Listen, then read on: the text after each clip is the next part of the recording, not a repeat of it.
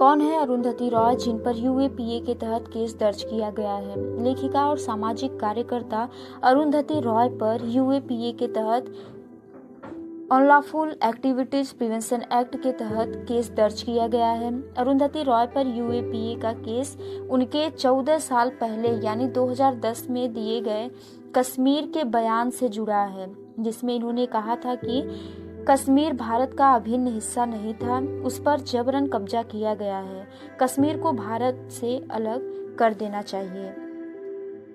अरुंधति रॉय पर यूएपीए का केस सुशील पंडित की शिकायत पर दिल्ली के उपराज्यपाल वीके सक्सेना के द्वारा चलाने की मंजूरी दे दी गई है।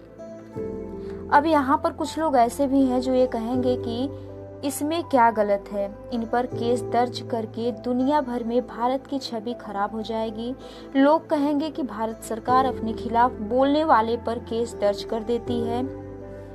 तो हमारा देश एक लोकतांत्रिक देश है, यहाँ सबको अभिव्यक्ति की स्वतंत्रता है। उस हिसाब से अगर कोई भी अपनी बात रखता है तो इसमें क्या परेशानी है? तो क्या आप देश को तोड़ने वाले, देश के खिलाफ बयान देते हैं, देश के उन विवादों को दुनिया के सामने रखते हैं जिन्हें आपस में समझकर दूर किया जा सकता है, लेकिन ऐसे लोगों का प्रयास रहता है कि उन सब चीजों की अंतर्राष्ट्रीय स्तर पर चर्चा करके भारत को नीचा दिखाकर इज्जत बटोरना।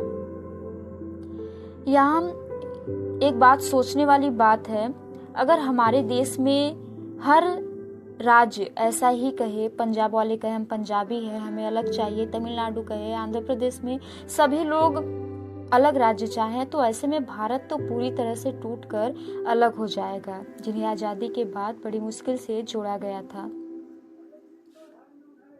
हाँ, ये बात सही है कि आर्टिकल 19 में अभिव्यक्ति की आज़ादी है, लेकिन उसके साथ ही कुछ रीजनेबल रेस्ट्रिक्शन जोड़े गए हैं। उसमें कहा गया है कि आपकी अभिव्यक्ति की आज़ादी किसी भी प्रकार से देश में देश की एकता और अखंडता को नुकसान न पहुंचाए।